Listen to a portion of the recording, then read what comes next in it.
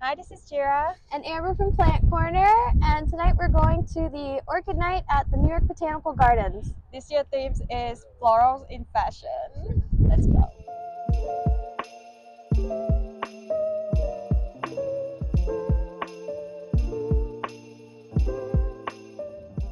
Hi there, today Amber and I made a plan to visit the New York Botanical Garden.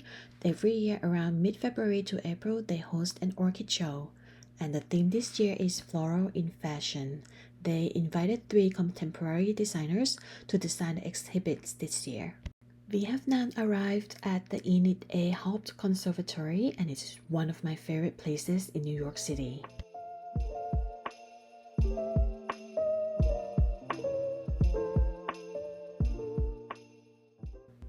Even when there's no orchid show, I still think it's a wonderful place to visit.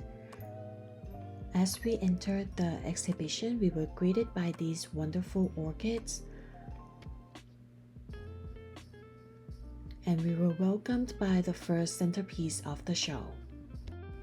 I really love how they utilize different types of plants here, like using these Hoopersia instead of a wig, or these air plants as outfits.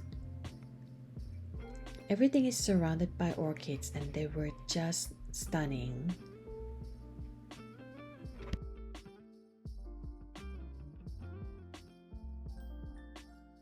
Talking about orchids, did you know that we can split them into 2 main groups? Most orchids are epiphytes, which means they grow on other plants. They absorb nutrients and water from the air and rain. So if you are growing them at home, they will need a growing medium that allows air to reach their roots, like bark, moss, or a mixture of both. They also like to dry out between waterings, and I find that they grow a little faster in a more humid environment.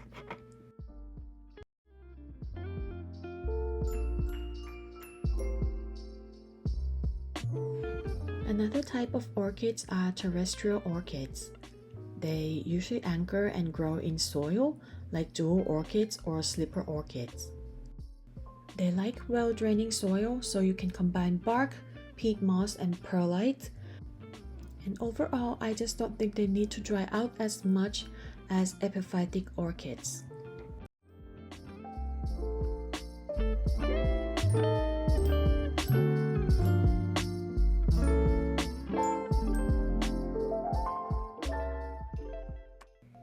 Another way to distinguish orchids is by looking at how they grow.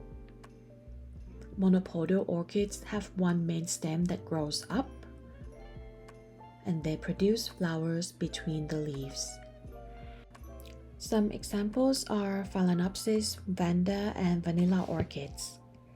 Meanwhile, sympodial orchids produce creeping stems with storage organs that we call pseudobulbs, and from the bulbs they produce leaves and flowers.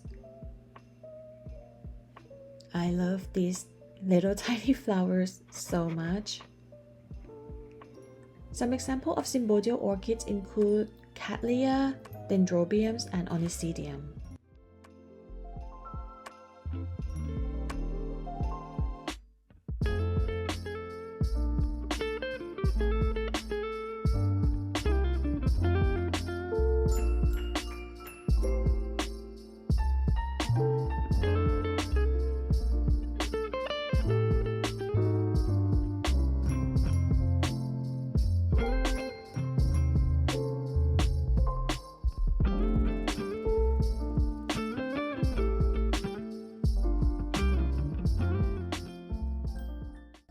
Nothing much is going on in the arid zone here since the environment here is not good for orchids, but we're circling back towards the front, and along the way we see so many more beautiful orchid variety.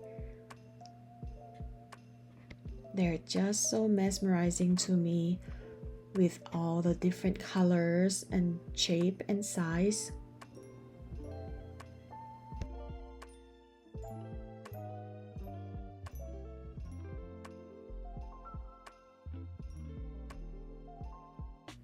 Now we are back to the last room where another centerpiece is located.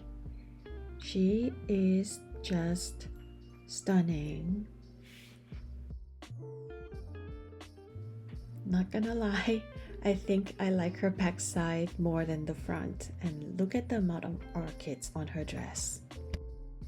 Around the room there are also other mannequins that are beautifully adorned by orchids. I particularly love this dreamy display. She is surrounded by white orchids.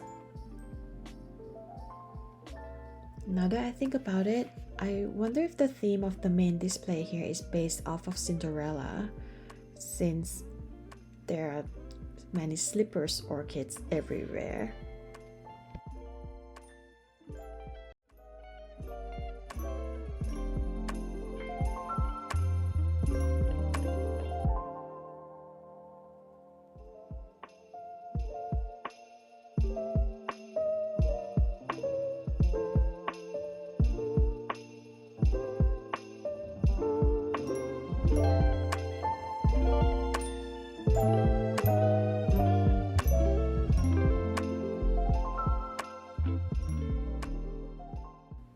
We are finally at the end of the show. Amber and I had a lot of fun tonight, and we can't wait to come back together next year.